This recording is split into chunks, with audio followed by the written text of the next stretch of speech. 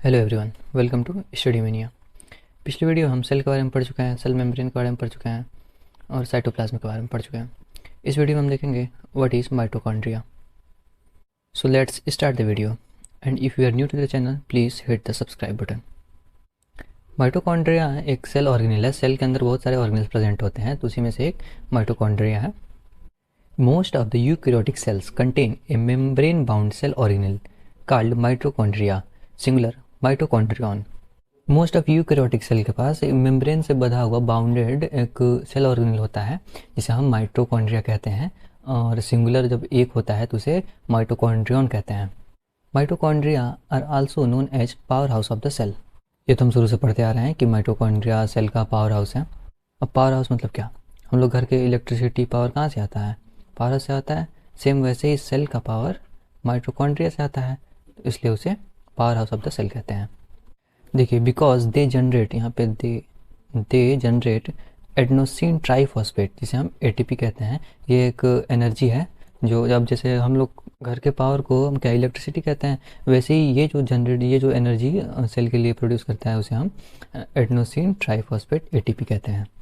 Used as a source of chemical energy, hence mitochondria are the chief source of energy in the cell.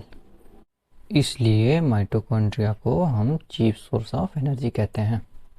The energy released by the oxidation of the food during cellular respiration is converted into highly energetic phosphate bond. अब energy कैसे produce होता है?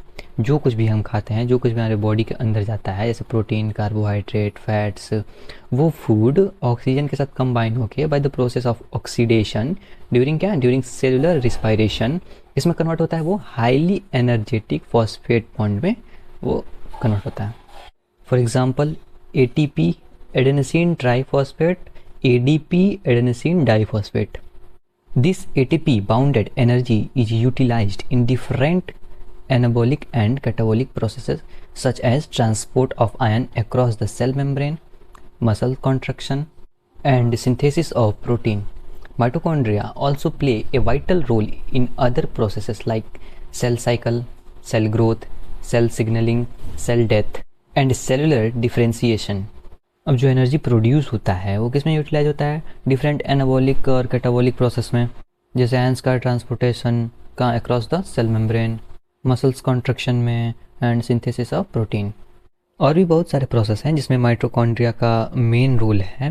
जैसे आपका हो गया cell cycle. अब cell cycle में क्या होता है? सेल साइकिल में सेल का ग्रोथ होता है जब, और सेल डिवीज़न होता है, तो उसमें जो प्रोसेस होता है, जो इवेंट होता है, वो सेल साइकिल में आता है। तो सेल साइकिल में, सेल ग्रोथ में, सेल सिग्नलिंग में, cell death and cellular differentiation.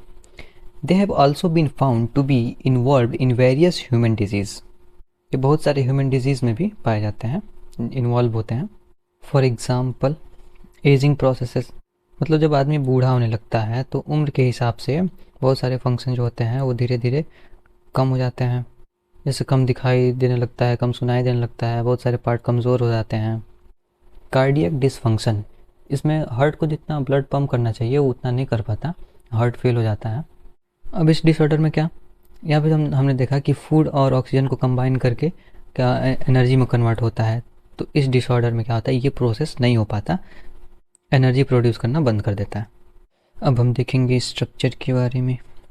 Mitochondria are double membranous cell organelles having the following parts. ये डबल मेम्ब्रेन का होता है, जिसमें एक आउटर मेम्ब्रेन आता है, एक इनर मेम्ब्रेन आता है। पहले देख लेते हैं outer membrane. This membrane contain transport proteins which are helpful in transporting ions and atom across the organelle. इस मेम्ब्रेन में क्या कंटेन होता है? ट्रांसपोर्ट प्रोटीन्स होते हैं जो आयन और एटम्स को ऑर्गेनेल्स के पास ले जाने में हेल्प करते हैं। सेकंड देख लेते हैं inner membrane. This membrane is involved in the formation of cristae. Cristae are finger like projection in the matrix bearing small particle called F1 particle और ऑक्सीसोम्स। ये नीचे फिगर में देख लेते हैं। ये देखिए फिगर। ये पहला हमने क्या पढ़ा? आउटर मेम्ब्रेन, ये जो है ये आपका आउटर मेम्ब्रेन हो गया। ये जो अंदर का है ये इनर मेम्ब्रेन हो गया। और ये जो आउटर मेम्ब्रेन और इनर मेम्ब्रेन के पास के ये जो जगह है इसे हम इंटर मेम्ब्रेन स्पेस कहते हैं। अब ये जो इनर मेम्ब्रेन में फिंगर लाइक स्ट्रक्चर जो है इसे हम क्रिस्टी कहते हैं, और क्रिस्टी के अंदर वाला जो है ये सब पार्ट इसे हम मैट्रिक्स कहते हैं, और मैट्रिक्स के अंदर जो स्मॉल पार्टिकल्स होते हैं, छोटे छोटे स्मॉल पार्टिकल, उसे हम एफएन या ऑक्सीसोम्स कहते हैं। थर्ड क्या है? Mitochondria matrix. Matrix of mitochondria is formed by the fluid present with in it. अब जैसे सेल मेम्ब्रेन में हमने पढ़ा था कि उसके अंदर जो फ्लूइड होता है, वैसे ही माइटोकॉन्ड्रिया के अंदर भी फ्लूइड होता है, जिससे ये माइटोकॉन्ड्रिया मैट्रिक्स बना होता है। The fluid contains enzymes involves in Krebs cycle to oxidize fatty acid and pyruvic acid. Kreb cycle पे मैं एक सेपरेट वीडियो बना दूंगा, बस इतना समझ लीजिए कि क्रेब साइकिल में ये फैटी एसिड और पायरिक एसिड को ऑक्सीडाइज करने में ये फ्लूइड में जो एंजाइम होता है वो हेल्प करता है। फंक्शंस देख लेते हैं। Mitochondria play a vital role in metabolic processes and perform the following functions. पहला है aerobic respiration to create energy for the functioning of the cell. Aerobic respiration में क्या, जो सेलुलर एनर्जी प्रोड्यूस करने में ऑक्सीजन इन्वॉल्व हो, तो वही एरोबिक रिस्पायरेशन के द्वारा एनर्जी क्रिएट करता है for the functioning of the cell. Second है regulates the metabolic activity of the cell. Cell में जो सेल की लाइफ को मेंटेन करने के लिए जो एक्टिविटी, जो मेटाबॉलिक एक्टिविटी होता है, उसमें रेगुलेट करता है। थर्ड है actively participate in apoptosis. Apoptosis एक नेचुरल बायोलॉजिकल प्रोसेस है जिसमें सेल खुद को डिस्ट्रॉय कर लेते हैं ताकि जो बॉडी का जो फंक्शन है वो स्मूथली रन करता रहे। फोर्थ है responsible for building certain parts of the blood and various hormones like testosterone and estrogen. ये ब्लड के बहुत सारे पार्ट में या various hormones like testosterone and estrogen के बिल्ड करने में हेल्प करता है।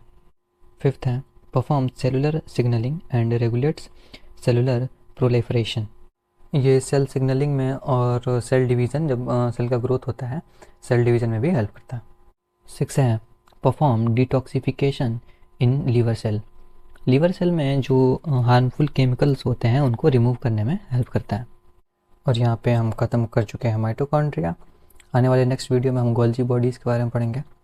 Thank you for watching. Please like, share and hit the subscribe button. Thank you. Bye bye.